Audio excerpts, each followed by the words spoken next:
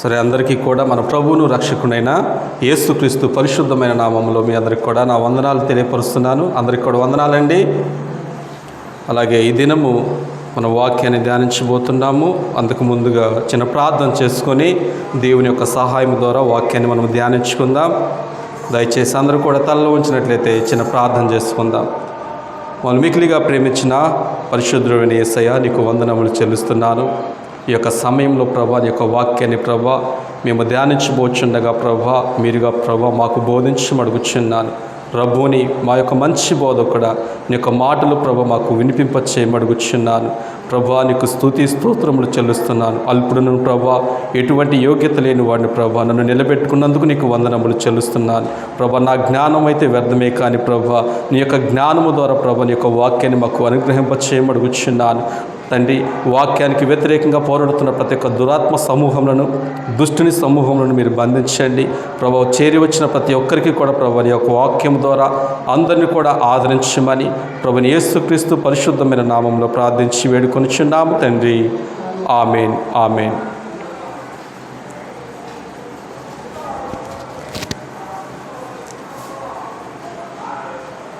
సరే, ఈ యొక్క దినము నాడు కొద్ది నిమిషాలు మనము వాక్యాన్ని మనం ధ్యానించుకుందాం. పరిశుద్ధ గ్రంథంలో రూతు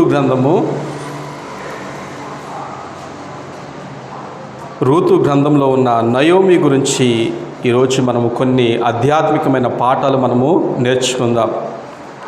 పాత నిబంధనలో రూతు గ్రంథము 8వ పుస్తకముగా ఉంది. అలాగే ఈ యొక్క రూతు గ్రంథంలో కూడా ప్రాముఖ్యమైన వ్యక్తి రూతు తర్వాత నయోమిగా ఉన్నది. దేవునికి స్తోత్రం కలుగునుగాక. హల్లెలూయా. ఇక మొదటిగా మనము వాక్యాన్ని ధ్యానించుకుందాం. రూతు గ్రంథము 1వ అధ్యాయము 1వ వచనం నేను చదువుతున్నానండి. న్యాయాధిపతులు ఏలిన దినముల యందు దేశంలో కరువు కలగగా యోదా బెత్లెహేము నుండి ఒక మనుష్యుడు తన భార్యను తన 2 కుమారులను వెంటబెట్టుకొని మోయాబు దేశమున కాపురమునుటకు వెళ్ళెను. ఆ మనుష్యుని పేరు ఎలిమెలేకు, అతని భార్య పేరు నయోమి. అతనికి 2 కుమారులు పేర్లు మహ్లోను, కిలియోను. వారు యోదా బెత్లెహేము వారైన ఎఫ్రాతీయులు. వారు మోయాబు దేశమునకు వెళ్ళి అక్కడ కాపురం ఉండిరి. ఎక్కడ కాపురం ఉన్నారంటండి? యోదా బెత్లెహేములో ఎఫ్రాయితా అనే ప్రాంతం నుండి వీళ్ళు కరువు వచ్చిందని చెప్పి మోయాబు దేశంలోకి వెళ్ళి అక్కడ కాపురం ఉన్నారంట. ఎవరు? నయోమి, తన భర్త, నయోమికి కలిగిన 2 కుమారులు కూడా. వీళ్ళు 4 కలిసి బెత్లెహేము అనే ప్రాంతం నుంచి అక్కడ కరువు ఎక్కువగా ఉందని చెప్పి అక్కడ బ్రతకలేమని చెప్పి నయోమి, తన భర్త, తన 2 కుమారులు కలిసి ప్రయాణాన్ని కొనసాగించి మోయాబు దేశానికి చేరుకున్నారు. ఇక్కడ దేవుడు మొదటిగా నయోమి ద్వారా ఇవాళ మనకి కొన్ని మాటలు మనకి తెలియపరుస్తున్నాడండి. ఎందుకంటే ప్రతి ఒక్కరి కూడా బైబిల్ గ్రంథంలో చాలామంది పేర్లు కూడా రాయబడి ఉన్నవి. కొంతమంది స్త్రీల పేర్లు, కొంతమంది పురుషుల పేర్లు, నపుంసకుల పేర్లు, దయ్యములు పట్టిన వాళ్ళ పేర్లు, లేకుంటే మరణంలో ఉన్న వాళ్ళ పేర్లు, అనేకుల గురించి రాయబడింది. ఇక్కడ ప్రాముఖ్యంగా ఒక స్త్రీ గురించి కూడా దేవాది దేవుడు మనకి కొన్ని మాటలు తెలియపరచాలని ఆయన ఎంతగానో ఇష్టపడుతూ ఉన్నాడు. ఆమె పేరు ఏంటి? నయోమి. దేవునికి స్తోత్రం. చెప్పండి అమ్మా, ఆమె పేరేంటి? నయోమి. నయోమి అన్న పేరుకు అర్థం ఏంటి? మధురము. పేరుకు అర్థం ఏంటి? మధురము. ఇక్కడ మొదటిగా ఈ యొక్క నయోమి తన భర్త మాటకు విలువిచ్చిందండి. ఇక్కడ మొదటిగా నయోమి తన భర్త మాటకు విలువిచ్చింది. ఎందుకనగా ఇక్కడ న్యాయాధిపతులు ఏలుతున్న ఆ దినముల్లో అక్కడ ఆ యొక్క ప్రాంతంలో వాళ్ళు ఎక్కడైతే ఉంటున్నారో, ఆ బెత్లెహేము అనే ప్రాంతంలో ఉంటున్నారో అక్కడ బహుగా కరువు వచ్చిందండి. కరువు భారంగా ఉంది. కరువు భారంగా ఉన్నప్పుడు ఇక్కడ వీళ్ళు ఏం చేశారు? ఇక్కడ ఎలిమెలేకు తన భార్య అయిన అక్కడ ఆమెను తీసుకొని పోయి తన కుమారులు ఇద్దరిని కూడా, ఎలిమేలెకు, నయోమి, ఇద్దరు కుమారులు కూడా, మహులోను, అక్కడ కిలియోను, ఈ నలుగురు కూడా మోయాబు దేశానికి వెళ్ళిపోయారు. ఏమండి చూడండి, దేవుడు చాలా స్పష్టంగా మాట్లాడుతున్నాడండి. ప్రపంచంలో ఇంతమంది జనాలు ఉండగా దేవాతి దేవుడు మొదట ఎవరిని ఎన్నుకున్నాడు? దేవుడు తన ఇజ్రాయేలు ప్రజలైన వారిని దేవుడు ఎన్నుకున్నాడు. వారిని దేవుడు ఐగుప్తులో నుంచి విడిపించి కనాను దేశానికి చేర్చాడు. కారణం ఎందుకంటే వాళ్ళు అక్కడ నిశ్చయంగా ఆనందంతోనూ సంతోషంతోనూ ఫలభరితమైన జీవితాన్ని వాళ్ళు జీవించగలుగుతారని చెప్పి అక్కడ పాలు తేనెలు ప్రవహించు దేశానికి వాళ్ళని చేర్చాడు దేవుడు. ఐగుప్తి అనే ఆ ఇనుప కొలిమిలో నుంచి దేవుడు ఎందుకు తీసుకుని వచ్చాడు? అక్కడ కనాను దేశానికి వాళ్ళు సమృద్ధిగా వాళ్ళు జీవిస్తారని, వాళ్ళు మంచి జీవితాన్ని వాళ్ళు జీవిస్తారని చెప్పి అక్కడ కనాను దేశానికి తన ప్రజలైన ఇజ్రాయేల్ అందరినీ కూడా దేవాది దేవుడు తీసుకుని వచ్చాడు. తీసుకుని వచ్చిన తర్వాత అక్కడ కనాను దేశంలో ఒక ప్రాంతంలో వీళ్ళు, బెత్లెహేమ్ అనే ప్రాంతంలో వీళ్ళు నివసిస్తున్నప్పుడు, నయోమి తన భర్త, తన ఇద్దరు కుమారులు కూడా నివసిస్తున్నప్పుడు అక్కడ కరువు వచ్చిందండి. కరువు వచ్చినప్పుడు నయోమి భర్త ఎలియాకీము మాట్లాడుతూ ఏమంటాడు? నయోమి వద్దకు వచ్చి, తన కుమారులు ఇద్దరు వద్దకు వచ్చి, ఇదిగో నయోమి, ఇదిగో నా కుమారుడా మహులోను, కిలియోను, ఇక్కడ ఈ యొక్క బెత్లెహేంలో మనము నివాసం చేయటం మంచిది కాదు. ఎందుకంటే మనము బ్రతకడానికి తగిన ఆహారం ఇక్కడ లేదు, ఈ యొక్క బెత్లెహేంలో లేదు. ఈ ఎఫ్రాయితా అనే ప్రాంతంలో ఇక్కడ మనం బ్రతకడానికి ఎటువంటి ఆహారము కూడా లేదు. ఇదిగో దయచేసి మీరు అందరూ కూడా లేవండి, మనము మోయాబు ప్రాంతానికి వెళ్ళిపోదాము, అక్కడ మనకు కావలసిన ఆహారము సమృద్ధిగా మనకు దొరుకుతుంది. ఈరోజు నిజంగా అండి దేవుని ప్రజలందరూ కూడా ఆలోచించే ఆలోచన ఏంటంటే నయోమి భర్త వలె ఆలోచిస్తున్నారు. నయోమి భర్త ఎలియాకీము ఏమని మాట్లాడుతున్నాడు? ఇదిగో నా కుమారులారా, నా భార్య, మీరు లేచి పదండి, మనం మోయాబు దేశానికి వెళ్ళిపోదాము, అక్కడ మనము చావకుండా మనం బ్రతకగలుగుతాము. కారణం ఏంటంటే ఇక్కడ లేని ఆహారము అక్కడ మనకి సమృద్ధిగా దొరుకుతుందని తన భర్త ఎలియాకీము మాట్లాడుతున్నాడు నయోమితో. నయోమి కూడా చూడండి భర్త మాటకు విలువిచ్చింది. మొదటిగా వీళ్ళందరూ కూడా దేవుని బిడ్డలేనండి. దేవుడి ఏర్పాట్లో ఉన్న కుటుంబమే ఈ కుటుంబము. నయోమి అనగా మధురము అని నేను చెప్పాను మొదటిగా అర్థము. నయోమి కూడా తన భర్త అన్న మాటకు జవదాటలేదండి, విలువిచ్చింది. మొదటిగా నయోమి చేసిన అక్కడ ఒక మంచి పని ఏంటంటే విలువిచ్చింది మాటకు. భర్త ఎటువంటి మాటైనా మాట్లాడిన కానీ ఆ మాటకు విధేయత చూపించింది. అందుకనే ఇక్కడ తన ఒక మంచి మాట మాట్లాడతాడు అపోస్తలుడైన పౌలు ఎఫెసీయులకు రాసిన పత్రిక 5వ అధ్యాయం 22వ వచనంలో, స్త్రీలారా ప్రభువుకు వలె మీ సొంత పురుషులకు లోబడి ఉండుడి. ఏమండి, ప్రతి ఒక్క స్త్రీ కూడా ప్రభువుకి ఎలాగైతే లోబడి ఉంటుందో అలాగే సొంత పురుషుడైన తన భర్తకు స్త్రీ కూడా అలాగే లోబడి ఉండాలని దేవుని వాక్యము సెలవిస్తుందండి. అందుకేనేమో బహుశా ఈ నయోమి తన భర్త అయిన ఎలియాకీము మాటకు లోబడింది. ఇదిగో నయోమి, మనం ఇక్కడ ఉంటాం మంచిది కాదు, మనము మోయాబు దేశానికి వెళ్ళిపోతాం అనగానే నయోమి కూడా మారు మాట మాట్లాడలేదు తన భర్తకి విషయంలో.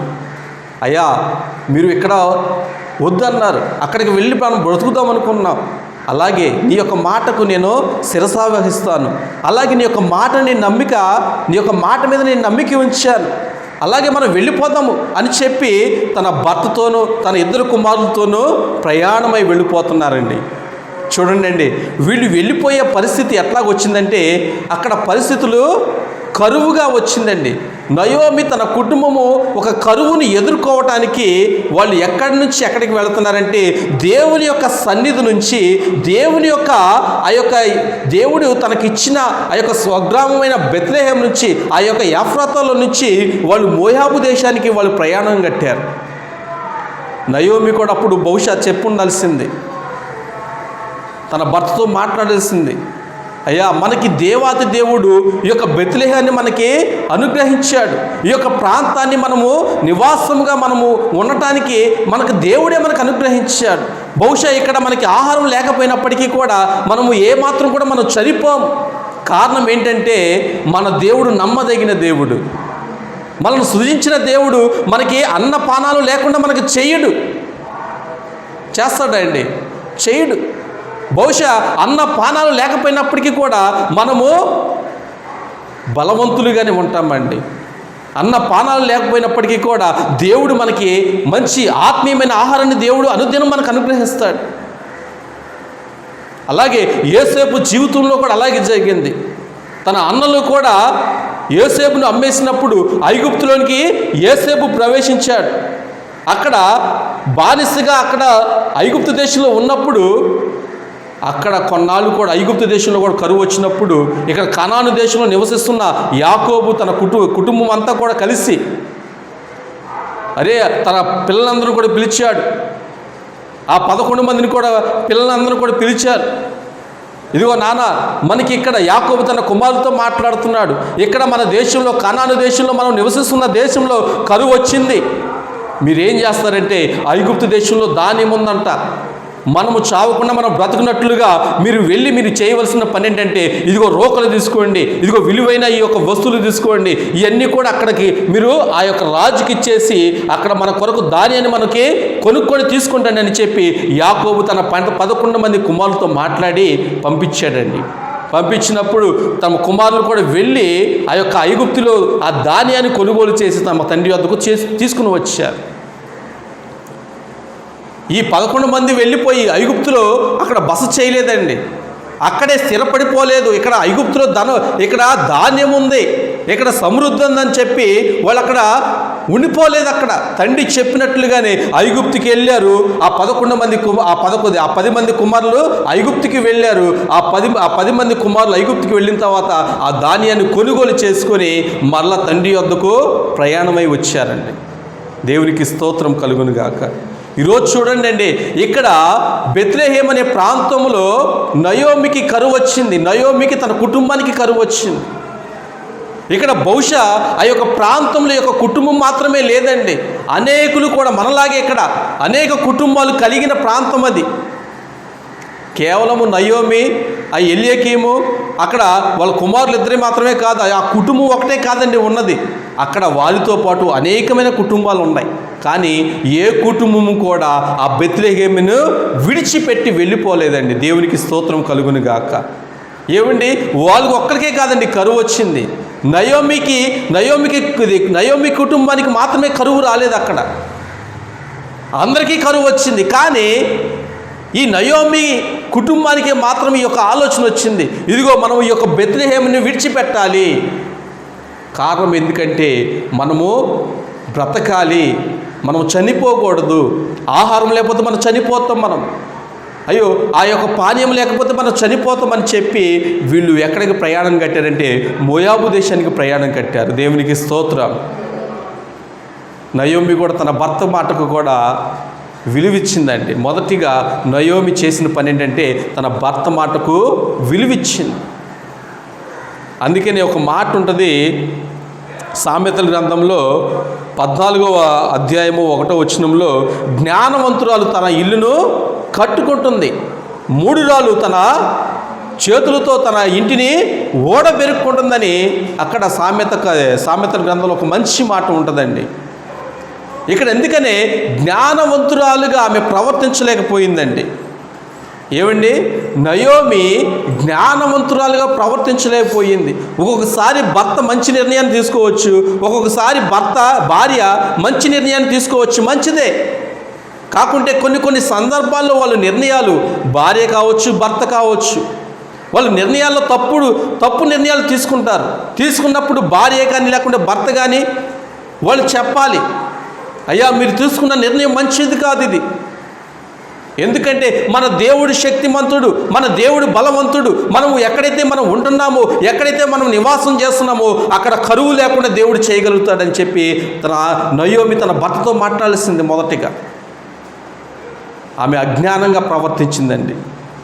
తన భర్త మాట్లాడాడు, మనం మోయాబు దేశానికి వెళ్ళిపోదాము, ఈ యొక్క బెత్లెహేములో మనం బ్రతకలేమని తన భర్త మాట్లాడుతున్నప్పుడు నయోమి మాట్లాడాల్సింది, మన దేవుడు మన దేవునికి అసాధ్యమైనది ఏది కూడా లేదు, ఆయనకి సమస్తం కూడా సాధ్యమే మనకు అని తన భర్తతో మాట్లాడితే నయోమి తన భర్త కూడా అర్థం చేసుకుని అక్కడే ఉండిపోయేవాడేమో.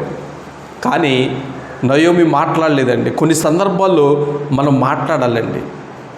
ఇక్కడ నయోమి కూడా తన భర్త మాటకు విలువిచ్చింది, మాట్లాడలేదు. అక్కడ మాట్లాడి, అయ్యా మనము అక్కడ మోయాబు దేశానికి వెళ్ళిపోవటం మనకు మంచిది కాదు, కానీ మన దేవుడు మనల్ని ఎక్కడైతే మనం ఉండమన్నాడో, ఎక్కడైతే స్థిరముగా మనల్ని ఉండమన్నాడు, ఎక్కడైతే ఉండమన్నాడో మనం అక్కడే ఉండటం మంచిది అని చెప్పి నయోమి తన భర్తతో మాట్లాడాల్సింది. ఈరోజు కూడా చూడండి, ఏ సమయంలో మనము ఏ మాట మాట్లాడాలో మనము ఆ యొక్క మాట మనము మాట్లాడగలగాలండి. అట్లా మాట్లాడాలంటే మనకి ఏం కావాలండి? దేవుని యొక్క జ్ఞానం కావాలి. మనకి దేవుని యొక్క వాక్య జ్ఞానం మనకి కావాలి. ఈ యొక్క జ్ఞానం లేకే అనేకులు కూడా తమ తమ సొంత నిర్ణయాలు తీసుకొని దేవుని యొక్క సన్నిధి నుంచి, దేవుని యొక్క స్థలం నుంచి విడిచి వేరొక ప్రాంతానికి వెళ్ళిపోతున్నారు. దేవుడు ఎక్కడున్నా నిన్ను పోషిస్తాడు, అక్కడ ఉన్నా నిన్ను పోషిస్తాడు, ఎక్కడున్నా కానీ దేవుడు నిన్ను పోషిస్తాడు. ఎందుకంటే ఆయన గుప్పిలి విప్పి ప్రతి ఒక్క జీవి కోరికను కూడా ఆయన ఏం చేస్తున్నాడంటే దేవుడు తృప్తిపరుస్తున్నాడని కీర్తనకారుడు సెలవిస్తున్నాడండి. దేవుడే తన గుప్పిలు కానీ ఒప్పిపోతే ఏ ఒక్క కుమారుడు కానీ, కుమార్తె కానీ, ఏ ఒక్క జంతువు కానీ, పక్షి కానీ ఏది కూడా బ్రతకలేదండి. తృప్తిగా భోజనం చేయలేము.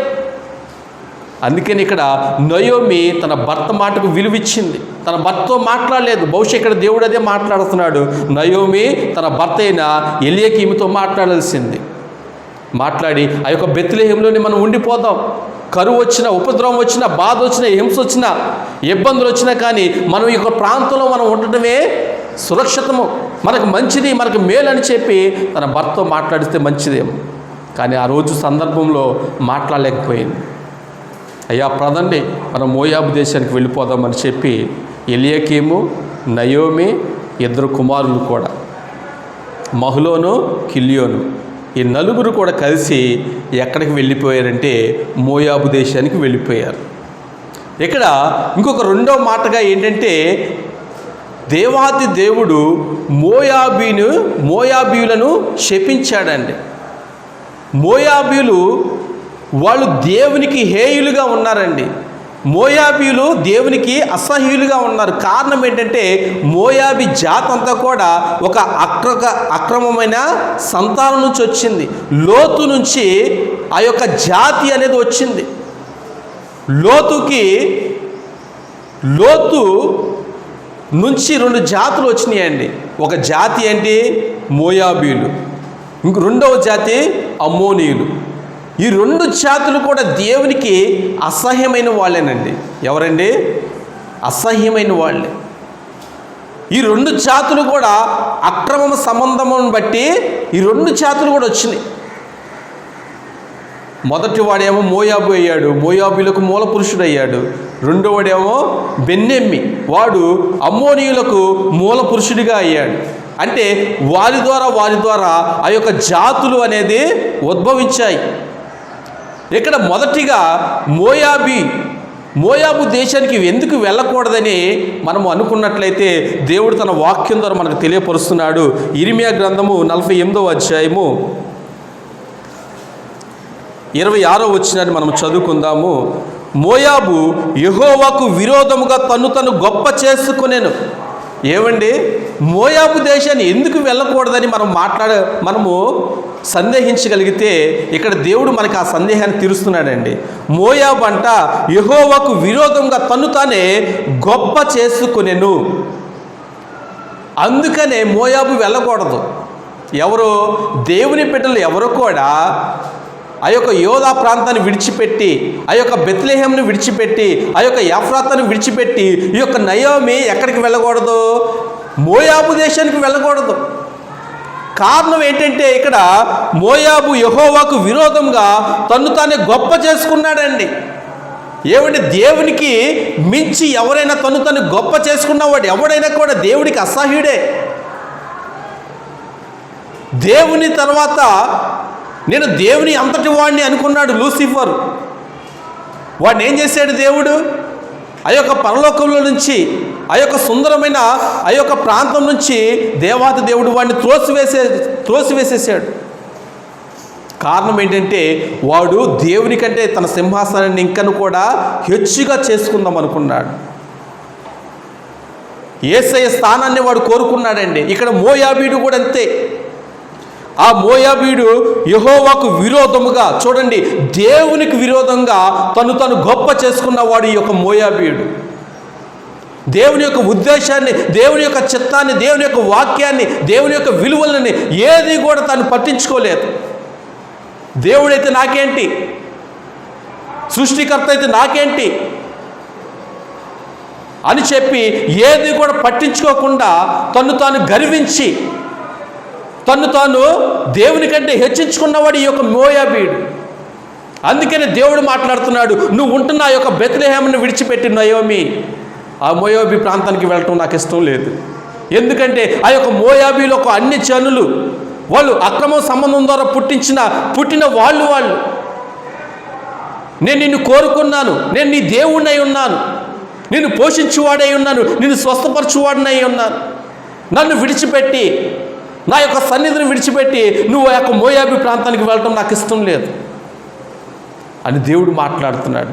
ఎందుకనగా దేవుని యొక్క బిడ్డలు ఎక్కడ ఉండాలంటే దేవుని యొక్క ఏర్పాటులోను, దేవుని యొక్క ఏర్పాటు చేసిన ఆ యొక్క స్థలంలోనే దేవుని బిడ్డలు ఉండాలండి. ఎందుకంటే బెత్లెహేము ప్రాంతం అనగా రొట్టెల ఇల్లు, రొట్టెల గృహం అండి అది బెత్లెహేము.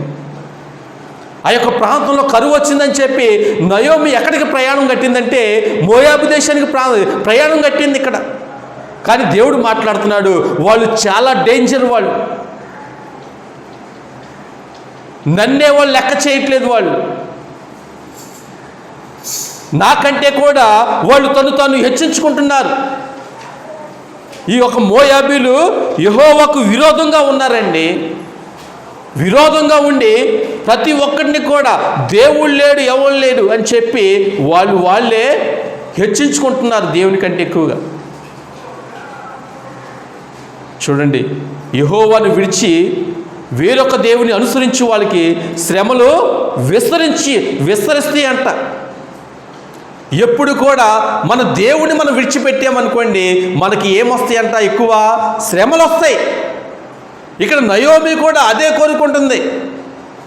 దేవుడిని యెహోవాని విడిచిపెట్టి అక్కడ అన్యజనులైన మోయాబీ ప్రాంతానికి వెళ్ళిపోయింది. అక్కడ కారణం ఏంటంటే ఆమె ఏమి కోరుకుంది, నయోమి తన భర్త, తన కుమారులు ఇద్దరు కూడా శ్రమలు కావాలని కోరుకున్నారు. ఇక్కడ బెత్లెహేములో సమృద్ధి ఉన్నప్పటికీ కూడా దేవుడు ఏదో పరీక్ష పెట్టాడండి. కొద్ది రోజులు కరువు ఉంటుందని చెప్పి పరీక్ష పెట్టాడు. కానీ ఒక పరీక్షలో వాళ్ళు ఏమనుకున్నారంటే, మా దేవుడికి మాకు ఆహారం ఇవ్వడం చేతరాదు, మాకు పానీయం ఇవ్వడం చేతరాదు, మాకు ఫలాలు ఇవ్వడం ఆయనకి చేతరాదు,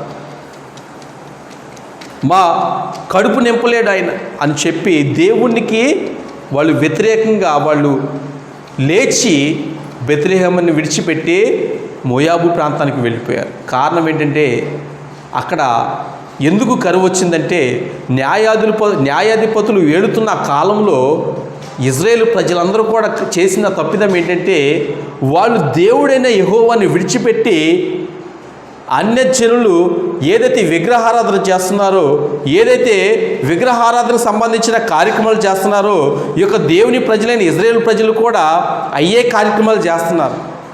ఇక్కడ దేవుడి కోపం వచ్చి అక్కడ ఆ బెత్లెహేము అనే ప్రాంతంలో కరువు రప్పించాడు.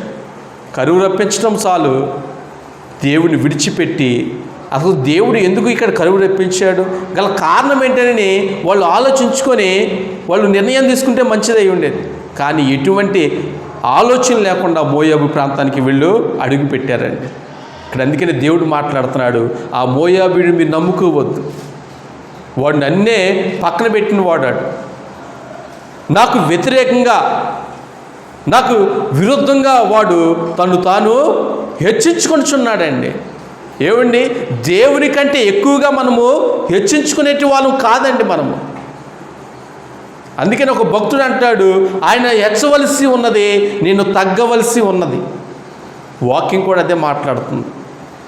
మన దేవుడు ఎప్పుడు కూడా హెచ్చవలసి ఉన్నదండి.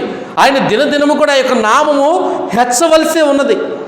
కానీ మనుషులమైన మనము ఎప్పుడు కూడా మనము తగ్గి మనం ఉండాలండి. మనం అందుకని దేవుడు మాట్లాడతాడు కదా, ఆకాశము నా సింహాసనము, భూమి నా పాదపీఠం అని దేవుడు మాట్లాడుతున్నాడు. ఏమండి, మనం ఏ పార్టీ వారమండి? మనము ఇక్కడ మోయాబీలు కూడా అంతే. దేవునికి విరోధంగా తను తాను గొప్ప చేసుకున్నవాడండి ఈ యొక్క మోయాబీడు. అలాగే ఇంకొక మాట మనం చదువుకుంటున్నాం అక్కడే 42వ వచనంలో, ఇర్మియా గ్రంథము 48, 42వ వచనంలో, మోయాబు యెహోవా కంటే గొప్పవాడని అతిశయపడగా అది జనము కాకుండా నిర్మూలమాయను. ఏమండి, మోయాబంట గొప్పవాడని చెప్పి అతిశయపడ్డాడంట. అతిశయపడిన తర్వాత అది జనము కాకుండా అది నిర్మూలన చేసేసాడు దేవుడు. అది అసలు నువ్వే నన్ను పక్కన పెట్టేస్తే దేవుడు మాట్లాడుతున్నాడు, ఇదిగో మోయాబు నువ్వే నన్ను పక్కన పెట్టేసావు, అసలు నేనంటే లెక్క లేకుండా నువ్వు జీవిస్తున్నావు, నన్ను ఎక్కడ కూడా నువ్వు ఎప్పుడు కూడా నువ్వు పట్టించుకున్న వాడివి కాదు, నిన్ను నువ్వేం చేసుకుంటున్నావంటే హెచ్చించుకుంటున్నావు, అందుకని నీ జనాన్ని నేను నిర్మూలన చేస్తున్నానని దేవుడు మాట్లాడుతున్నాడు. నువ్వు ఇక ఎప్పుడు కూడా నువ్వు జనము కాలేవు, నిన్ను పూర్తిగా నిన్ను నిర్మూలన చేసేస్తున్నానని దేవుడు మాట్లాడుతున్నాడు. అబ్రహాముతో దేవుడు మాట్లాడాడు, అబ్రహామా నువ్వు ఒక్కడేగా నువ్వు ఉన్నావు, నువ్వు బాధపడొద్దు, నేను నీకు ఒక కుమారుడు నేను ఇవ్వబోతున్నాను, ఆ కుమారుడు ద్వారా నీ యొక్క జనము విస్తరించబడుతుంది. ఆ జనము ఎట్లా ఉంటుందంటే ఇసుక రేణువులంత విస్తారంగా ఆ జనాలు ఉంటారు, రాజులు నీలోంచి వస్తారు, జ్ఞానుల నుంచి నీలోంచి వస్తారు, గొప్ప గొప్ప వంశావాళ్ళంతా కూడా నీ యొక్క సంతతిలో నుంచి వస్తారని దేవుడు మాట్లాడాడండి.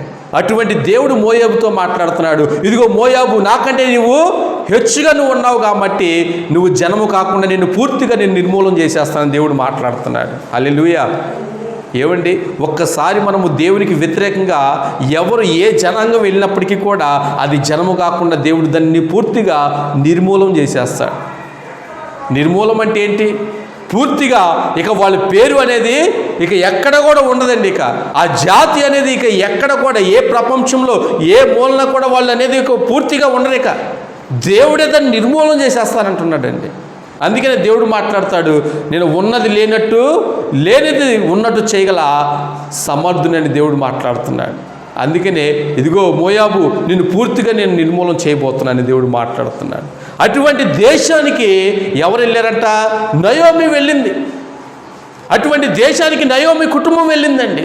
దేవునికి వ్యతిరేకులు, దేవునికి వ్యతిరేకంగా ఉన్న జనాల దగ్గరికి ఇక్కడ మోయాబు ప్రాంతానికి నయోమి వెళ్ళి ఎట్లా కొట్ట మనం కాలం గడుపుకుందాం, మనం ఎలాగోలా మనం జీవించుదాం, ఇక్కడ ఏదో ఆహారం ఉంటుంది కదా మనం తిందామని చెప్పి ఆ యొక్క మోయాబు ప్రాంతానికి వెళ్ళారు. ఇక్కడ అందుకనే ద్వితీయోపదేశకాండము 23వ అధ్యాయము 3వ వచనంలో కూడా దేవాది దేవుడు ఒక మంచి మాట మనకు తెలియజేస్తున్నాడు. ద్వితీయోపదేశకాండము 23వ అధ్యాయము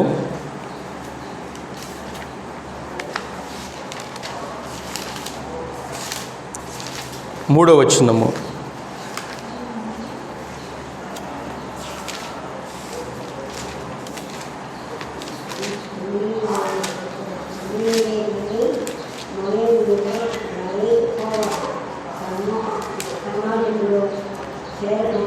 అమ్మోనీయుడే గాని మోయాబీయుడే గాని యెహోవా సమాజంలో చేరకూడదు, వారిలో 10వ తరము వారైనను ఎన్నడను యెహోవా సమాజంలో చేరకూడదు. దేవునికి స్తోత్రం.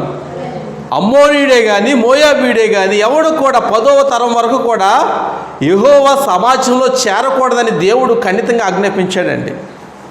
అమ్మోనీయుడైనా మోయాబీయుడైనా లోతు ఒక వంశావళి నుంచి వచ్చిన వాళ్ళండి, అక్రమమైన సంబంధం నుంచి వచ్చిన వాళ్ళు వీళ్ళిద్దరూ కూడా, అమ్మోనీయుడు మోయాబీయుడు వీళ్ళిద్దరూ కూడా.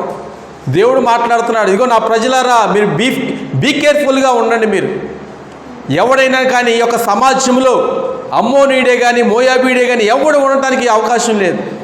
వారిలో 10వ తరం వరకు కూడా ఎవడు కూడా నా యొక్క సమాజంలో వాడు నిలబడటానికి వాడికి అవకాశం లేదు. వాడు నిలబడకూడదు, వాడు శాపగ్రస్తుడని దేవుడు మాట్లాడుతున్నాడండి. ఏమండి, అటువంటి అసహ్యమైన జాతితో వీళ్ళు సహవాసం చేయటానికి, వారితో వాళ్ళు కలిసి జీవించడానికి ఈ యొక్క నయోమి కుటుంబము మోయాబు ప్రాంతంలో నివసిస్తుందండి. దేవునికి స్తోత్రం. దేవుడు అందుకే మాట్లాడుతున్నాడు, మనము దేవుని ప్రజలుగా మనం ఉన్నప్పుడు అన్యులతో మనం సహవాసం అనేది మనం చేయకూడదు. దేవుడు కూడా అదే మాట్లాడుతున్నాడు. మొదటగా మీరు ఐగుప్తు దేశంలో నుంచి మిమ్మల్ని విడిపించాను, మీరు వెళ్ళబోతున్న ఆ కనాను దేశంలో 7 రకాల జాతులు వాళ్ళు ఉంటారు. ఆ యొక్క 7 రకాల జాతుల వారిని మీరు వెళ్ళగొట్టి మీరు ఆ యొక్క స్థానాన్ని మీరు ఆక్రమించుకొని ఆ యొక్క స్థలంలో మీరు నివాసం చేయండి. మీరు ఒక ఫలభరితమైన ఒక ఆశీర్వకరమైన జీవితాన్ని మీరు జీవించనని దేవుడు మాట్లాడుతున్నాడండి. ఎందుకంటే వారందరూ కూడా అన్ని జిల్లను అందరూ కూడా వెళ్ళగొట్టిన తర్వాత సంపూర్ణంగా దేవుని ప్రజలు అక్కడ నివాసం చేయాలని దేవుని యొక్క చిత్తమై ఉన్నది, దేవుని యొక్క ఉద్దేశమై ఉన్నదండి. ఇక్కడ అందుకని దేవుడు మాట్లాడుతున్నాడు, అమ్మోనీయుడే కానీ మోయాబీయుడే కానీ ఎవడైనా కూడా 10వ తరం వరకు కూడా నా యొక్క సమాజంలో ఎవడు కూడా చేరటానికి అవకాశం లేదు, వీలు లేదు. వాళ్ళందరూ కూడా ఈ యొక్క సమాజం నుంచి కొట్టివేయని దేవుడు మాట్లాడుతున్నాడు. ఈ యొక్క మోయాబీయుడు చాలా దేవునికి అసహ్యమైన వాడండి, దేవునికి వ్యతిరేకమైన వాడు, దేవుని కంటే తను హెచ్చించుకున్నవాడు ఈ యొక్క మోయాబీయుడండి. అటువంటి ప్రాంతంలోనికి నయోమి ఇక్కడ ఎలిమెలెకు తన కుటుంబము అక్కడ మోయాబు ప్రాంతంలోనికి ప్రవేశించిందండి. దేవునికి స్తోత్రం, హల్లెలూయా. కారణం ఎందుకంటే మోయాబు దేశానికి వెళ్ళడం గల కారణం ఏంటంటే నేను ముందుగానే చెప్పాను, అక్కడ కరువు వచ్చిందని చెప్పి, ఎక్కడ బెత్లెహేంలో కరువు వచ్చిందని చెప్పి నయోమి తన కుటుంబంతో కలిసి మోయాబు ప్రాంతానికి వచ్చింది. ఇక్కడ ఒక దేవుడు ఒక మాట అడుగుతున్నాడండి, ఏలియాని దేవుడు సారేపతి వెళ్ళమన్నాడు. అక్కడ సారేపతి నువ్వు వెళ్ళినప్పుడు అక్కడ ఒక విధవరాలు ఉంటుంది, ఆ విధవరాలతో నేను నిన్ను పోషిస్తానని దేవుడు మాట్లాడాడండి. ఏమండి, రాజులు మొదటి గ్రంథము 17వ అధ్యాయంలో ఈ యొక్క మాటను మనం చూడగలుగుతామండి. దేవాది దేవుడు ఏమని మాట్లాడుతున్నాడు, నువ్వు సారేపతి అనే ఒక ప్రాంతానికి నువ్వు వెళ్ళు, ఆ యొక్క గ్రామానికి నువ్వు వెళ్ళినట్టయితే ఏలియా నిన్ను అక్కడ ఒక విధవరాలి చేత నిన్ను పోషిస్తారని దేవుడు అక్కడ ఏలియాకి ఆ యొక్క మాటను సెలవిచ్చాడండి. హల్లెలూయా. ఆ యొక్క మాటను కూడా మనం చదువుకుందాము. మొదటి రాజుల గ్రంథము 17వ అధ్యాయము 8వ వచనం నుంచి కూడా 15వ వచనం వరకు కూడా ఇక్కడ మనకి ఈ యొక్క మాటలు మనం చూడగలుగుతామండి. హల్లెలూయా. ఇక్కడ అందుకనే ఆమె ఏం చేస్తుందంట, ఈ యొక్క విధవరాలికి పట్టెడి పిండి ఉందంట, బుడ్డిలో కొంచెం నూనె మాత్రమే ఉందంట. ఉంటే వాటిని వండుకోవాలి కదా, వంట చేసుకోవాలని చెప్పి బయటకు వచ్చి కొన్ని పుల్లలు వేరుకుంటుంది ఈ యొక్క సారేపతి విధవరాలు. ఏరుకుంటున్న ఆ క్రమంలో దైవజనుడైన ప్రవక్త అయిన ఏలియా ఆమెను దర్శించి ఆమెతో మాట్లాడుతున్నాడు. అమ్మ కొద్దిగా నాకు నీరు కావాలి అని మాట్లాడాడు. ఆ యొక్క ప్రాంతంలో కూడా భయంకరమైన కరువు వచ్చిందండి. కరువు వచ్చినప్పుడు కూడా ఈ యొక్క విధవరాలకి ఏమీ లేదు, పట్టెడు పిండే ఉంది, కొద్దిగా నూనె మాత్రమే ఉంది. ఆ పూటే వీళ్ళు ఆ యొక్క ఆహారాన్ని తిని ఎలాగో చనిపోదాం అనుకున్నారు. ఇక్కడ ఆ విధవరాలకు ఒక కుమారుడు ఉన్నాడు. ఇద్దరు కలిసి ఏదో రెండు అప్పాలు చేసుకొని 2 రొట్టెలు చేసుకొని తిని చనిపోదాంలే అనుకున్నారు. ఈ మధ్యలో దైవజనుడైన ఏలియా ఆమె వద్దకు వచ్చి, అమ్మ నాకు కొద్దిగా నీరు దాహం ఇమ్మని అడిగినప్పుడు కొద్దిగా నీటిని తెచ్చి ఇద్దామని చెప్పి ఆమె బయలుదేరిన తర్వాత మళ్ళీ అంటాడు, అమ్మ అదే చేత నాకు ఒక అప్పం కూడా తీసుకొని రామ్మని ఆమెకి సెలవిచ్చినప్పుడు ఆమె ఏమని మాట్లాడుతుంది మనము చూద్దాము. 12వ వచనము 17-12. అందుకామె, నీ దేవుడైన యెహోవా జీవముతోడు తొట్టిలో పట్టెడు పిండియు బుడ్డిలో కొంచెం నూనెయు నా యొద్ద ఉన్నవే గాని అప్పం ఒకటైనను లేదు. మేము చావకముందు నేను ఇంటికి పోయి వాటిని నాకును నా బిడ్డకును సిద్ధము చేసుకునవలనని కొన్ని పుల్లలు ఏరుకొనుటకై వచ్చితిన నేను. ఇక్కడ ఏలియా మాట్లాడుతున్నాడు 13వ వచనంలో. అప్పుడు ఏలియా ఆమెతో ఇట్లనెను, భయపడవద్దు, పోయి నీవు చెప్పినట్టు చేయము, దేవునికి స్తోత్రం. ఇక్కడ ఏలియా మాట్లాడుతున్నాడు, అమ్మ ఎన్ని నాకు అనవసరం, నువ్వు భయపడొద్దు. మొదటిగా నేను ఏదైతే చెప్పానో అది నువ్వు చేయటమే నీ పని. ఈరోజు కూడా అంతే. కరువు వచ్చినప్పుడు ఎవరైనా మీ ఇంటి ద్వారము తలుపు కొట్టినప్పుడు, అమ్మా నాకు కొద్దిగా ఆహారం పెడతామని అడిగినప్పుడు మనం ఏం చేస్తాము? మాకే లేదు, నీకు ఎలా పెడతాము? ఒకవేళ 10 రోజుల వరకు మనకు ఆహారం ఉన్నప్పటికీ కూడా ఎవరన్నా ఇరుగు పొరుగు వాళ్ళు ఎవరన్నా వచ్చారనుకోండి, బాగా ఆహారం మీద వచ్చారు, తలుపు కొట్టారు, నిన్ను అడిగారు, నువ్వేం చెప్తావు? 10 రోజులు సరిపడా ఆహారం నీ వద్ద ఉంది, మా దగ్గర లేదయ్యా, మాకే ఆహారం లేకుండా మేమే చచ్చిపోతున్నాం, మధ్యలో నువ్వేంటి అని మనము వాళ్ళకి సమాధానం ఇస్తాం మనం. కానీ ఇక్కడ సరేపతి విధవరాలి వద్ద ఏముందంట? పట్టెడి పిండే ఉంది, కొద్దిగా పిండి మాత్రమే ఉంది, నూనె కొద్దిగా బుడ్డిలో కొద్దిగా నూనె మాత్రమే ఉంది. ఆ యొక్క పూటకు ఆ యొక్క సమయానికే ఆ యొక్క ఆహారం ఉంది, అది కూడా చాలని ఆహారమే ఉంది. ఒక అప్పం అండి, ఒక రొట్టె. ఏ మూలకి? తన కుమారుడికి, తనకి ఏ మూలకి? ఏలియా వచ్చాడు ఈ మధ్యలో, అమ్మా నువ్వు భయపడొద్దు, నేను మొదటిగా నీకు ఏం చెప్పాను నువ్వు అది చెయ్యి, నువ్వు అది చెయ్యి అని దైవజనుడైన ఏలియా చెప్పినప్పుడు మొదటిగా ఆమె వెళ్ళి ఏం చేసిందంట? అప్పము మొదటిగా చేసి నా యొద్దకు తీసుకుని రమ్మని, తరువాత నీకును నీ బిడ్డకు అప్పములు చేసుకున్నాము. కొద్దిగా పిండి ఉందండి. కొద్దిగా పిండి ఉన్నప్పుడు మనం ఏం చేస్తాము? మన చుట్టాలు వచ్చినా, మన బంధువులు వచ్చినా, ఎవరు వచ్చినా కానీ తల్లి ఏం చేస్తుంది? అయ్యో నా బిడ్డలకు సరిపోదు, నాకు సరిపోదు, నా బంధువులు వచ్చినా, నా స్నేహితులు వచ్చినా, ఇంక ఎవరు వచ్చినా కానీ నేనేం చెప్పాలి వాళ్ళకి? లేదు అని చెప్పాలని ప్రతి ఒక్కరికి కూడా అదే ఉంటుంది. ఇక్కడ దేవుడు మాట్లాడుతున్నాడండి. నిజంగా ప్రవక్త ద్వారా దేవుడు విధవరాలతో మాట్లాడుతున్నాడు. ఎందుకంటే నీకు ఉన్నది కొద్దిగే, నాకు తెలుస్తుంది. ప్రవక్త ఏమంటున్నాడు? ఏలియా నీ వద్ద ఉన్నది కొద్దిగా నాకు తెలుసు అమ్మ, అది కొద్దిగా పిండి ఉందని, కొద్దిగా నూనె ఉందని నాకు తెలుసు, నువ్వు నిజమే చెప్పావు. కానీ నువ్వు చేయవలసింది ఏంటంటే నువ్వు భయపడకుండా, మొదటిగా ఏమన్నాడు? నువ్వు భయపడొద్దు, నేను చెప్పింది నువ్వు చెయ్యి అన్నాడు. ఈ రోజుల్లో కూడా మనం కూడా ఏం చేయాలి? మనం భయపడొద్దండి. దేవుడు తన సేవకుడి ద్వారా ఏమైతే మనకు బయలుపరుస్తాడో, తన వాక్యం ద్వారా దేవుడు మనతో ఏమైతే మాట్లాడతాడో, మనం అది చేసినప్పుడే మనలో ఉన్న భయము ఆటోమేటిక్గా దూరం అయిపోద్ది మన నుంచి. హల్లెలూయా. అందుకని ఇక్కడ నయోమి కూడా భయపడిందండి. మొదటిగా ఇక్కడ బెత్లెహేంలో కరువు వచ్చేసింది. ఆ యొక్క మోయాబు ప్రాంతంకి వెళ్తే నేను నా భర్త నా 2 కుమారులు కూడా చక్కగా బ్రతుకుతామని చెప్పి ఆ యొక్క బెత్లెహేంని విడిచిపెట్టి ఎక్కడికి వెళ్ళింది? మోయాబు దేశానికి వెళ్ళిపోయాను, మోయాబు ప్రాంతానికి వెళ్ళిపోయాను. దేవుడు అందుకని మాట్లాడుతున్నాడు. ఇదిగో ఇక్కడ విధవరాలు చూసి నువ్వు నేర్చుకోండి. ఆమెకి కొద్దిగా ఉంది, కొద్దిగా ఉన్నా కానీ దాచుకోకుండా నిజంగా చెప్పింది, నిజమే పలికింది.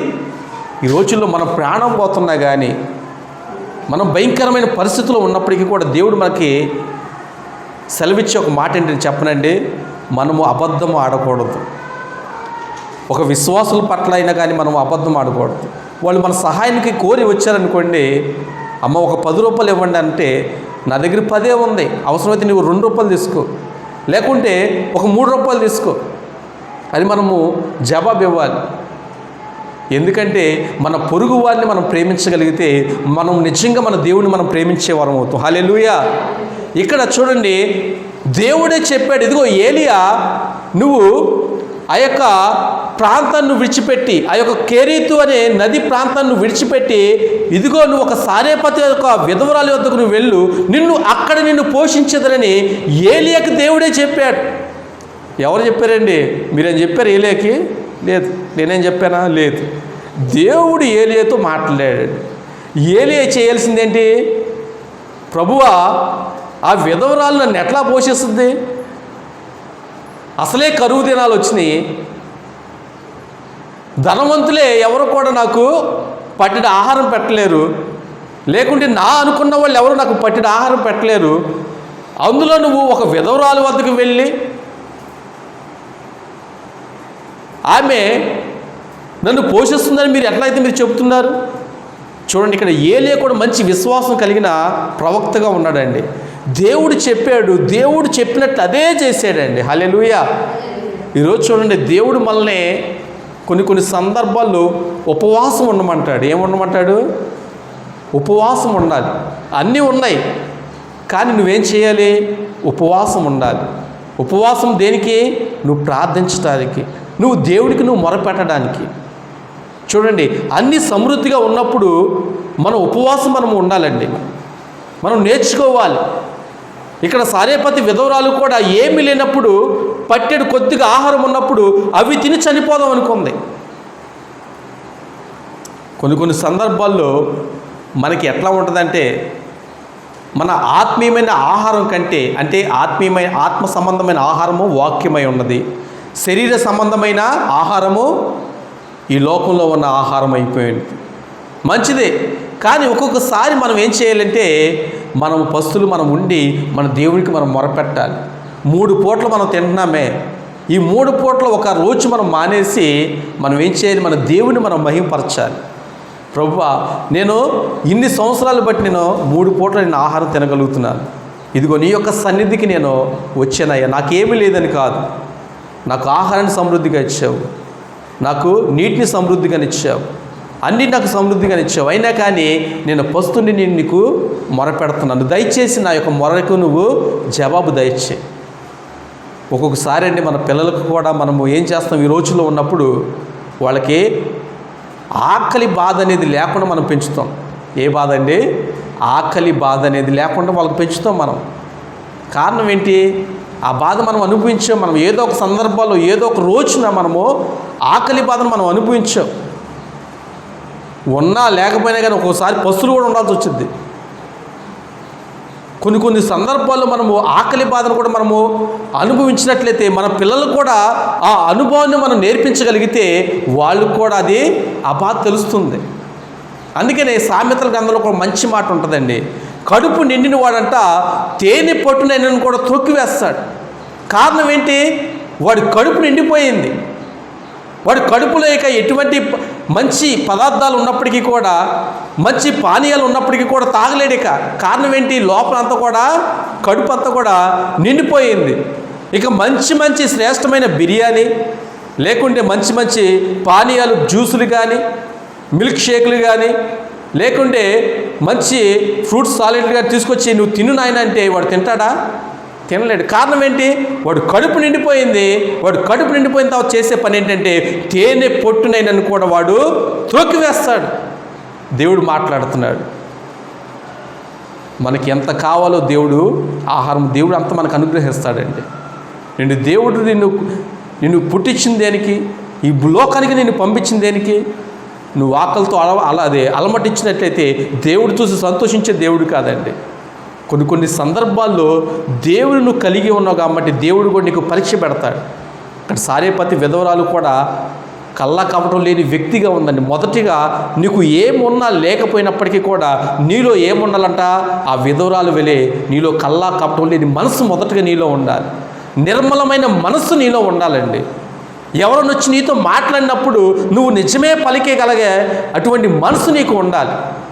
సారేపతి విధవరాలు కూడా దైవజనుడు వచ్చినప్పుడు, అయ్యా నా దగ్గర కొద్దిగా పిండి కొద్దిగా నూనె మాత్రమే ఉంది, అమ్మా నువ్వు భయపడొద్దు, నేను చెప్పింది నువ్వు చేయి, మొదటి అప్పము నాకు చేసుకొని నువ్వు తీసుకునిరా, తర్వాత నీకు నీ ఇంటి వారికి నువ్వు చేసుకొని సేవకుడు మాట్లాడుతున్నాడు. ఇక్కడ దేవుడు మాట్లాడేది ఏంటంటే, మనము ఏదైనా కానీ మనము కలిగి ఉన్నప్పుడు ఆ మొదటిది మనం ఎవరికి ఇవ్వాలంట?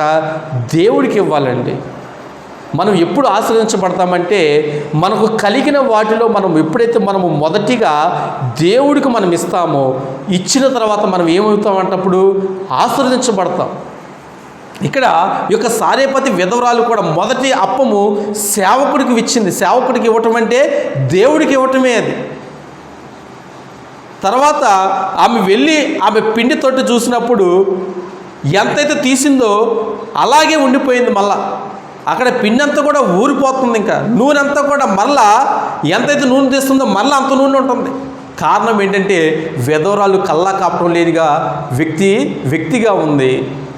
నిర్మలమైన మనస్సాక్షిగా ఉంది, నిజం పలికే విధవరాలుగా ఉందండి. ఏలియా చెప్పిన మాటకు విధేయత చూపించి మొదటిగా దేవునికి ఇవ్వడానికి ఇష్టపడిందండి.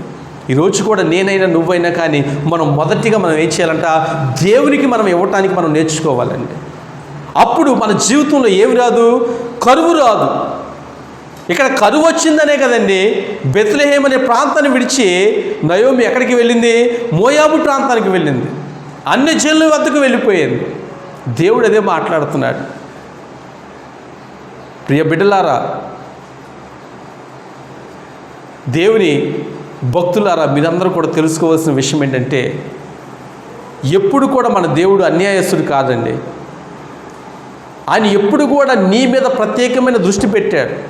కానీ మనుషులు ఏం చేస్తారంటే కళ్ళతో ప్రత్యక్షంగా చూస్తేనే నమ్ముతారు ఏదైనా. కానీ మనం ప్రార్థన చేస్తున్నాము, దేవుడిని అడుగుతున్నాము, కానీ ఏదోలే ప్రార్థన చేస్తున్నాము, ఏదో దేవుడిని అడుగుతున్నాము, అది తీరిస్తే పోతాయా అన్నట్టుగా మనం ఏం చేస్తాము, ఏదో మనం అట్లా ప్రార్థన చేస్తాం. అలవాటుగా ఆచారంగా మనం ఏం చేయాలి, ఆదివారం రావాలి, వాక్యం వినాలి, ఏదో వెళ్ళిపోవాలి. ఇక్కడ దేవుడు అంటున్నాడు, మనము వాక్యం విన్నప్పుడు కూడా ఆ యొక్క వాక్యాన్ని మనము మన జీవితానికి అప్లై చేసుకోవాలి, మన జీవితానికి మనం అన్వయించుకోవాలి. ఈ యొక్క విధవరాల గురించి, ఈ యొక్క ఏలియా గురించి, ఈ యొక్క విధవరాల గురించిన ఆ యొక్క బాధలన్నీ కూడా నా జీవితానికి నేను అప్లై చేసుకోవాలి, నా జీవితానికి నేను అన్వయించుకోవాలి. బహుశా అటువంటి పరిస్థితి నాకు ఎదురైతే నేను ఆ విధవరాల వల్ల నేను చేయగలుగుతానా, లేకుంటే ఆమె చేసిన ఆ యొక్క త్యాగం నేను చేయగలుగుతానా అనేది మనము ఆలోచించుకోవాలి. హల్లెలూయా. ఇక్కడ ఎందుకని చూడండి, అక్కడ నయోమి అయితే కరువు వచ్చిందని పారిపోయింది. ఇక్కడ ఈ సారేపతి విధవరాలైతే దేవుని యొక్క కటాక్షాన్ని పొందుకుంది, దేవుని యొక్క కృపను పొందుకుందండి. అందుకని ఇక్కడ మాట్లాడుతున్నాడు. ఇక్కడ 15వ వచనంలో, ఇశ్రాయేలు దేవుడైన యెహోవా సెలవిచ్చి ఉన్నాడనెను.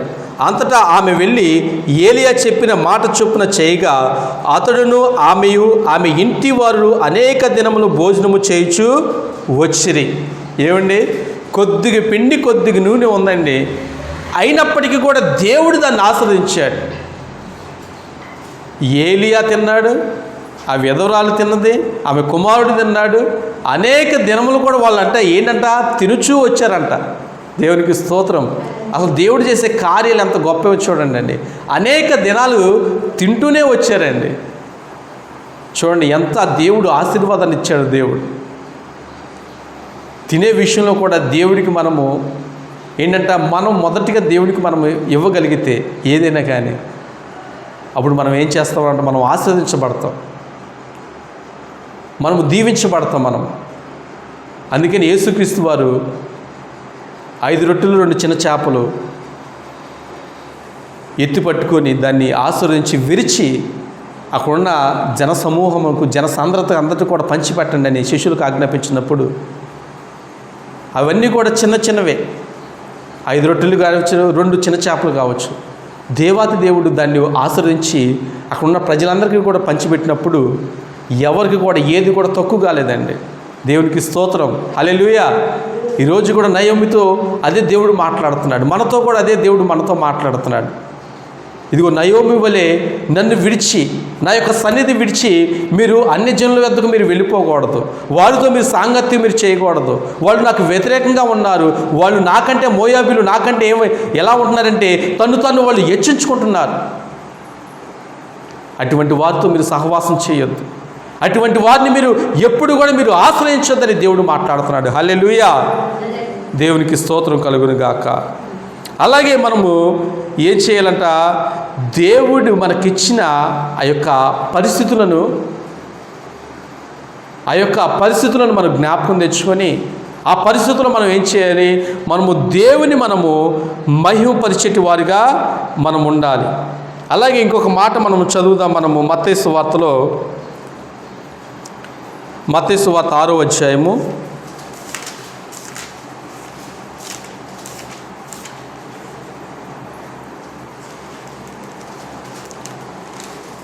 25వ వచనంలో, అందువలన నేను మీతో చెప్పినదేమనగా, ఏమి తిందుమో ఏమి త్రాగుదుమో అని మీ ప్రాణమును గూర్చైనను, ఏమి ధరించుకుందుమో అని మీ దేహమును గూర్చైనను చింతింపకుడి. ఆహారము కంటే ప్రాణమును, వస్త్రము కంటే దేహమును గొప్పవి కావా? ఆకాశ పక్షులను చూడుడి, అవి విత్తవు, కోయవు, కోటలో కూర్చుకొనవు, అయినను మీ పరలోకపు తండ్రి వాటిని పోషించుచున్నాడు. దేవునికి స్తోత్రం. ఏమండి, సారేపతి విధవరాలను పోషించింది ఎవరు? దేవుడు. ఇక్కడ ఆకాశ పక్షులను కూడా పోషించేది ఎవరు? దేవుడేనండి. అవి ఏం చేస్తాయి? ఆకాశ పక్షులు వ్యవసాయం చేస్తాయా? ఏమి చేయవు. ఏమన్నా దాచుకుంటాయా? దాచుకో. వాటికి మనలాగా ఒక బీరువాలు లేవు, లేకుంటే ఒక లాకర్ లేవు. ఇదివరకు కాలంలో కూడా రైతులు ఏం చేసేవాళ్ళు, ఎవరెవరు ఇంటి ముందు కూడా వాళ్ళకి కొద్దిగా ధాన్యాన్ని నిల్వ ఉంచే పాత్రలు చేసుకునేవాళ్ళు, పెద్ద పెద్దవి. పండే పనంతా కూడా ఆ యొక్క పాత్రలో దాన్ని పెట్టేసి కావలసినప్పుడల్లా కొద్ది కొద్ది తీసుకొని వాళ్ళు ఆ యొక్క ఏంటంటే సమృద్ధిగా వాళ్ళు బ్రతికేవాళ్ళు. ఇక్కడ దేవుడు మాట్లాడుతున్నాడు, మీరు ఆకాశ పక్షులు మీరు చూసి నేర్చుకోండి. అవి ఎప్పుడన్నా కరువు వచ్చినాయని దేవుడికి మొరపెట్టినాయా? నాకు ఆహారం లేవని దేవుడికి మొరపెట్టినాయా? లేదు. కారణం ఏంటంటే దేవుడు పరలోకపు తండ్రి అంట వాటిని పోషించుచున్నాడని ఇక్కడ వాక్యం సెలవిస్తుంది. ఇక్కడ నయోమి కూడా బెత్లెహేము అనే గ్రామంలో పోషించబడేదే. కానీ ఆమె దేవుని యొక్క ఆజ్ఞను వ్యతిరేకించి మోయాబు ప్రాంతానికి వెళ్ళిపోయింది. దేవుడు అంటున్నాడు, ఆకాశ పక్షులను చూసి మీరు నేర్చుకోండి, వాటిని నేను పోషిస్తున్నాను కదా. మీరు ఎందుకు ఆహారం గురించి, వస్త్రం గురించి ఎందుకు మీరు చింతిస్తారని దేవుడు మాట్లాడుతున్నాడు. ఈరోజు కూడా మన చింత యావత్తంతా కూడా మనము దేవుని మీద మనము మోపాలండి. నాకు బియ్యం లేవు, లేకుండా కూరగాయలు లేవు, లేకుండా నాకు సరుకులు లేవు అని మనం చింతపడటం వల్ల మనకేమన్నా నడుచుకుంటే మన ఇంటికి వచ్చేస్తాయా? రాలేవు కదా. అందుకని దేవుడు అంటున్నాడు, మీరు చింతపడాల్సిన అవసరమే లేదు. మీరు అసలు ప్రాముఖ్యంగా ఆహారం గురించి అయినా, వస్త్రం గురించి అయినా, దేని గురించి అయినా మీరు చింతపడొద్దు. మీరు ఎందుకంటే మీరు చింతపడటం దేవునికి ఇష్టం కాదండి. మీరు ఏడవటం దేవునికి ఇష్టం కాదు. అందుకని దేవుడు మాట్లాడతాడు, దేవుని రాజ్యాన్ని దేనితో పోల్చాడంట? నీతితో పోల్చాడండి. సంతోషంతో దేవుడు పోల్చాడు. దేవుడి రాజ్యము అన్నపానాలు కాదండి.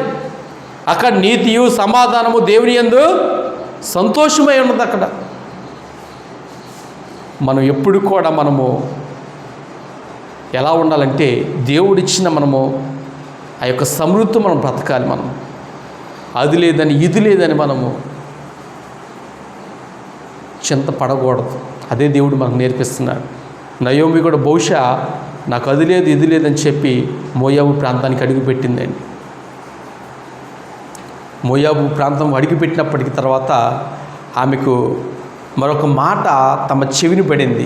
ఎవరి చెవిని? నయోమి చెవిన ఒక మాట పడిందండి. ఇక్కడ రూతు గ్రంథం 1వ అధ్యాయము 6వ వచనము, వారికి ఆహారం ఇచ్చుటకు యెహోవా తన జనులను దర్శించినని ఆమె మోయాబు దేశంలో వినెను. హల్లెలూయా. మోయాబు దేశంలోనికి వచ్చి ఆ యొక్క ప్రాంతంలో ఉంటున్న ఆ నయోమికి ఒక మాట వినపడిందండి. అప్పటికీ కూడా తన భర్తను ఎలియాకీమును కోల్పోయింది. అలాగే తన ఇద్దరు కుమారులైన మహ్లోను కిల్యోను ఇద్దరును కూడా కోల్పోయిందండి. తర్వాత ఆ యొక్క మోయాబు ప్రాంతంలో ఒక మాట వినపడింది నయోమికి. ఏమని మాట? వారి ప్రజలకు ఆహారం ఇచ్చుటకు యెహోవా తన ప్రజలను దర్శించాడు. నిశ్చయంగా బెత్లెహేంలో కరువు లేదు, ఆ యోధా ప్రాంతంలో, ఆ యాఫ్రాతా ప్రాంతంలో కరువు లేదు.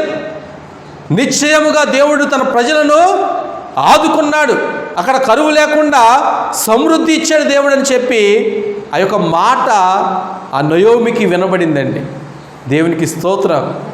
ఎక్కడైతే కరువు వచ్చింది అనుకుందో, ఎక్కడైతే నేను బ్రతకలేని అనుకుందో, ఎక్కడైతే నేను ఇబ్బంది పడుతున్నాను అనుకుందో, ఆ యొక్క ప్రాంతంలో మరలా ఏమొచ్చిందంట? సమృద్ధి వచ్చిందండి. దేవుడని యెహోవా తన ప్రజల ప్రార్థన ఆలకించాడు. ఆహారం ఇవ్వడానికి ఆయనే దిగి వచ్చాడండి. హల్లెలూయా. ఇజ్రాయేల్ ప్రజలందరూ కూడా అంతేనండి. ఎడారి ప్రాంతంలోకి వచ్చారు, తిరుగులాడుతున్నారు. బాబు మోషే, సేవకుడా మోషే, మాకు ఆహారం లేదు, ఎందుకు మమ్మల్ని ఇక్కడ తీసుకుని వచ్చావు? ఆహారం లేదు, మేము చచ్చిపోబోతున్నాం, ఇప్పుడు ఏంటి పరిస్థితి అని మోషేని శోధిస్తున్నారు. దేవుడు కూడా శోధిస్తున్నారు.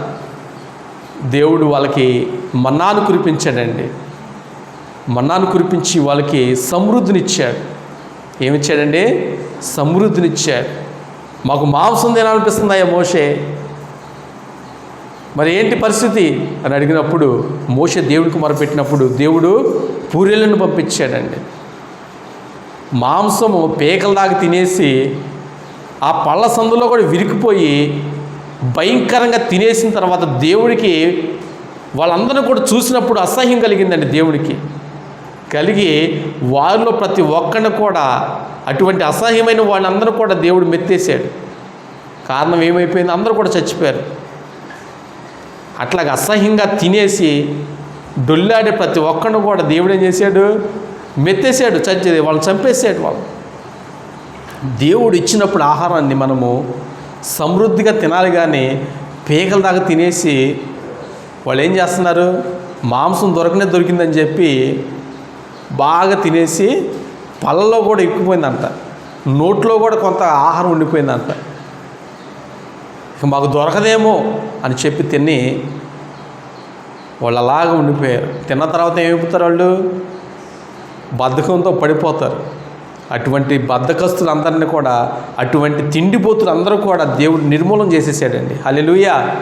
అందుకనే దేవుడు మాట్లాడతాడు, తాగుబోతులు, తిండిబోతులు, త్రాగుబోతులు దరిద్రులు అవుతారని దేవుడు మాట్లాడుతున్నాడు. మనకి కావలసినంత మాత్రమే మనం తినగలగాలి. దేవుడు మనకి ఇచ్చాడని చెప్పి మనము అంత భయంకరమైన రాక్షసి తిండి మనం తినకూడదండి. దేవుడు మనకి ఎంతో సమృద్ధిని ఇస్తున్నాడు. దాన్ని మనం ఏం చేయాలన్నమాట? మనము తగిన దానికి అంటే మనం ఏం చేయాలంట? తగినంత ఆహారం తీసుకొని మనం దేవుడిని మనం మహిమపరచాలి. నిన్ను పస్తు ఉంచట్లేదు కదా దేవుడు, నిన్ను పస్తులతో నిన్ను పడుకోబెట్టట్లేదు కదా దేవుడు. దేవుడు తన కృపా వాత్సల్యత తన ప్రజల మీద చూపిస్తున్నాడండి. ఇదిగో అందుకే నేను నయోమి జీవితం ద్వారా దేవుడు మనతో మాట్లాడుతున్నాడు. ఇదిగో నయోమి, నువ్వు బెత్లెహేములో కరువు వచ్చిందని చెప్పి నువ్వు మోయాబు ప్రాంతానికి వెళ్ళిపోయావు, అది మంచిది కాదమ్మా, తిరిగి నువ్వు వచ్చేసాయి. ఇదిగో యెహోవా తన ప్రజలకు ఆహారం ఇచ్చుచున్నాడన్న మాట విన్నప్పుడు నయోమి అక్కడ మోయాబు ప్రాంతంలోంచి బయలుదేరిందండి. ఎక్కడికంటే బెత్లెహేము, తన ఎక్కడైతే నివాసం చేస్తుందో, ఎక్కడి నుంచి అయితే తిరిగి వచ్చిందో ఆ యొక్క ప్రాంతానికి దేవుడు మరలా ఆమెను నడిపించాడు. హల్లెలూయా.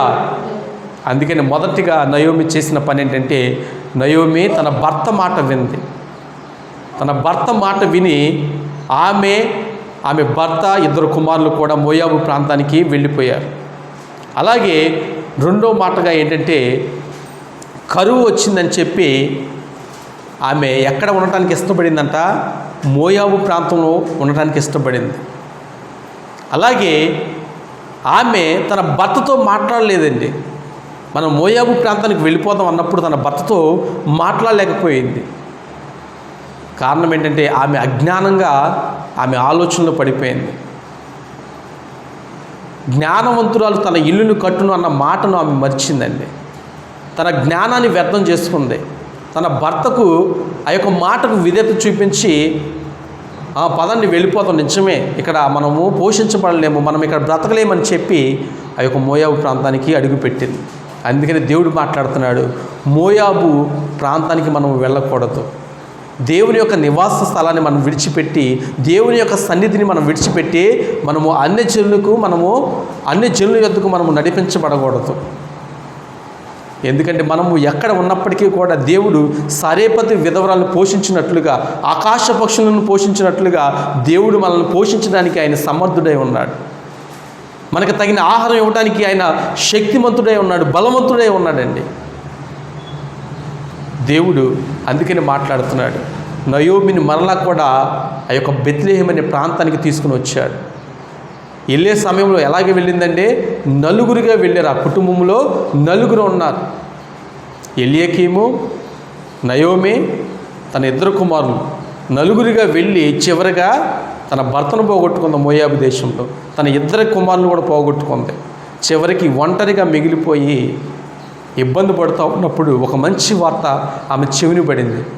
దేవుడు తన ప్రజలను దర్శించాడు, వారికి ఆహారం ఇచ్చాడన్న మాట చెవిని పడగానే నయోమి అనుకుంది, ఇదిగో నేను ఈ యొక్క మోయాబు ప్రాంతంలో నేను ఉండటం మంచిది కాదు, నా దేవుని యొక్క గృహానికి ఆ యొక్క బెత్లెహేము ప్రాంతానికి నేను వెళ్ళిపోవటం మంచిదని చెప్పి ఆమె బయలుదేరిందండి. హల్లెలూయా. అందుకని దేవుడు మాట్లాడుతున్నాడు, మీరు కూడా ఎక్కడైనా తప్పిపోయారేమో, ఏదైనా నా యొక్క సన్నిధిని విడిచి మీరు తప్పిపోయారేమో, ఏదైనా కరువు, ఏదైనా ఉపద్రవం వచ్చి, లేకుంటే ఏదైనా కన్నీరు, ఏదైనా ఇబ్బంది, ఏదైనా దుఃఖం వచ్చి మీరు నా యొక్క సన్నిధిని మీరు విడిచిపెట్టి దూరంగా వెళ్ళిపోయారేమో, దయచేసి ఇప్పుడైనా మీరు గమనించండి.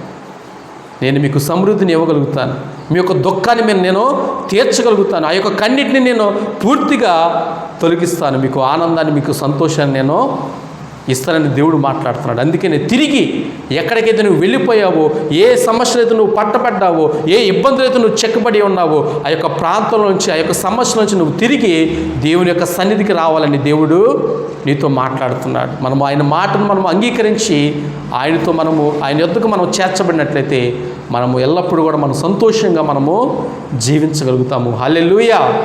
కొద్ది మాటలు కూడా దేవుడు దీవించి ఆశీర్వదించునుగాక. ఆమేన్, ఆమేన్. తల వంచుకుందాం, చిన్న ప్రార్థన చేసుకుందాం. విత్తబడిన యొక్క వాక్య నిమిత్తము నయోమి తన జీవితం ద్వారా దేవాతి దేవుడు మనకి కొన్ని ఆధ్యాత్మికమైన పాఠాలు దేవుడు మనకి నేర్పించాడు. ఆ యొక్క పాఠాలను మనకు నేర్పించాడు. అందునిమిత్తం మనము కొద్ది నిమిషాలు మనం ప్రార్థన చేసుకుందాం. అందరూ కూడా మీ యొక్క స్వరాలు ఎత్తి దేవునితో మాట్లాడండి. ప్రభువా, నయోమి వెళ్ళిన తండ్రి బెత్లెహేముని విడిచిపెట్టి ప్రభా అన్యజనులైన ప్రభా మోయాబీల వద్దకు ప్రభా మేము వెళ్ళటానికి ప్రభా ఎప్పుడు కూడా తండ్రి అటువంటి ప్రాంతంలో ప్రభా మేము వెళ్ళటానికి ఇష్టపడకున్నట్లుగా సహాయాన్ని దయచేయండి. ప్రభా నయోమి నా తండ్రి బెత్లెహేము నుంచి వెళ్ళినప్పుడు తండ్రి సంతోషంగానే వెళ్ళింది ప్రభా. ఎప్పుడైతే మోయాబీ ప్రాంతంలో అడుగుపెట్టిందో ఒక 10 సంవత్సరాలు అక్కడ ఉన్నప్పుడు తండ్రి తన భర్తను కోల్పోయింది, తన ఇద్దరు కుమారులను కోల్పోయింది ప్రభా. తర్వాత తన జీవితంలో తండ్రి దుఃఖము, భయంకరమైన ప్రభా వేదన తండ్రి. ప్రభా నీకు వందనాలు చెల్లిస్తున్నాను. నయోమి జీవితంలో ప్రభా అన్నింటినీ కోల్పోయినప్పుడు తండ్రి, సర్వాన్ని కోల్పోయినప్పుడు నిన్ను గూర్చి ప్రభా ఒక మాట ప్రభా జాగ్రత్తగా ఆలకించగలిగింది ప్రభా. దేవుడు తన ప్రజలను దర్శించాడు, వాళ్ళకి ఆహారం ఇచ్చాడని చెప్పి ఆ యొక్క మాటను ఆలకించినప్పుడు తండ్రి ఆ యొక్క మోయాబు ప్రాంతాన్ని విడిచిపెట్టి ఆ యొక్క బెత్లెహేము అనే ప్రాంతానికి తండ్రి ప్రయాణం అయిపోయింది నా తండ్రి. నయోమి అన్న పేరుకి తండ్రి మధురమని ప్రభ మీరు సెలవిచ్చి ఉన్నారు. ఆ యొక్క ప్రభ తండ్రి మధురమైన జీవితాన్ని నా తండ్రి మధురంగానే మీరు ప్రభ మళ్ళా కొనసాగింప చేసినందుకు నీకు వందనాలు చెల్లిస్తున్నాను. కొన్ని సందర్భాల్లో ప్రభ తమ పేరుకు తగినట్లుగా జీవితం తమకి లేకపోయినప్పటికీ కూడా ప్రభ తుదకు మంచి జీవితాన్ని జీవించగలటానికి తగిన కృపను ప్రభ నయోమికి ప్రభ మీరు అనుగ్రహించినందుకు నీకు వందనాలు చెల్లిస్తున్నాను ప్రభ. ఇటు రీతిగా ప్రభ నయోమి యొక్క జీవితం ద్వారా ప్రభ మంచి యొక్క పాఠాలు ప్రభ మాకు నేర్పించినందుకు నీకు వందనాలు చెల్లిస్తున్నాను ప్రభ. నీ బిడ్డలందరూ కూడా మీరు దర్శించండి ప్రభ. నయోమి తీసుకున్నట్లుగా ప్రభ అటువంటి ప్రభా తండ్రి నీకు వ్యతిరేకమైన నిర్ణయాలు తీసుకోకుండా తండ్రి వాక్యానుసారమైన నిర్ణయాలు తీసుకోవడానికి సహాయాన్ని దయచేయండి. నీ ప్రజలు ఎప్పుడు కూడా ప్రభ నిన్ను హత్తుకొని ప్రభ నీ యొక్క సన్నిధిలో జీవించడానికి సహాయాన్ని దయచేసి పెట్టమడుగుచున్నాను అయ్యా. ప్రతి ఒక్కరి జీవితంలో కరువు, వేదన, దుఃఖము, భయంకరమైన పరిస్థితుల్లో ఎదురైనప్పటికీ కూడా తండ్రి ఏ పరిస్థితుల్లో కూడా ప్రభ వాళ్ళు నీ యొద్ద నుంచి జారిపోకున్నట్లుగా ప్రభ వారందరూ కూడా ప్రభ తిరిగి నీ యొద్దకు అయ్యా ప్రభ మీరు నడిపించుకొని ప్రభ నీ యొద్దకు ప్రభ చేర్చుకోమని అడుగుచున్నాను తండ్రి. నీకు వందనాలు ప్రభా. నీకే స్తుతి స్తోత్రాలు చెల్లిస్తున్నాను. సారేపతి విధవరాలు బట్టి తండ్రి అయ్యా తన కుటుంబాన్ని మీరు పోషించినట్లుగా అయ్యా ఆకాశ పక్షులను మీరు పోషించినట్లుగా ప్రభ మీరు సమృద్ధిని ఇవ్వగలిగిన దేవుడిగా మీరున్నారు ప్రభ. ఫలభరితమైన జీవితాన్ని ప్రభు మా కొరకు అనుగ్రహించే దేవుడిగా మీరున్నారు ప్రభా. నీకు వందనాలు చెల్లిస్తున్నాను ప్రభా. నయోమి వెళ్ళే ప్రభా మేము సరైన నిర్ణయాలు తీసుకోలేకపోవటం వల్ల ప్రభా మా జీవితం పతనంలోకి వెళ్ళిపోతుందేమో ప్రభా. ఇక మీదట అయిన ప్రభా మేము అటువంటి నిర్ణయాలు తీసుకోకుండా ప్రభు మంచి నిర్ణయాలు తీసుకొని నీ యొక్క నామానికి ప్రభు మహిమార్థమే మేము జీవించడానికి సహాయాన్ని దయచేసి పెట్టమని కూర్చున్నాను. చేరి వచ్చిన నీ బిడ్డలందుకు ప్రభు అందరినీ కూడా ప్రభు జ్ఞాపకం తెచ్చుకోండి. అయ్యా వారు ఏ జీవితంలో ప్రభా అయ్యా తండ్రి వాళ్ళకి కలిగి ఉన్న జీవితంలో తండ్రి గొప్ప కార్యాన్ని మీరు జరిగించండి. వారికి ఉన్న ప్రభు కరువుల నుంచి వాళ్ళకు ఉన్న ఇబ్బందుల నుంచి నా తండ్రి మీరు బయటికి తీసుకుని రమ్మని కూర్చున్నాను తండ్రి. ప్రభు ఏ ఇబ్బంది కూడా ఏ యొక్క అనారోగ్యమైన ఏ యొక్క తండ్రి బాధలైన ప్రభు వాళ్ళకి లేకున్నట్లుగా ప్రభు సమృద్ధిని వాళ్ళకి దయచేయండి ప్రభు. ఏ ఆపదలు వచ్చినా ఏ ఇబ్బందులు వచ్చినా ప్రభు వాళ్ళు ప్రార్థించి తండ్రి నీ యొద్ద పొందుకోవడానికి సహాయం దయచేసి పెట్టమని కూర్చున్నాను. ఈ యొక్క విత్తబడిన వాక్యము తండ్రి ప్రతి ఒక్కరి జీవితంలో నూరంతలుగా ఫలింప చేయమని ఇంతవరకు మీరు మాతో మాట్లాడినందుకు ప్రభు నీకు వందనాలు చెల్లించుకుంటూ యేసు అతి పరిశుద్ధమైన నామములో ప్రార్థించి వేడుకొనిచున్నాము తండ్రి. ఆమేన్.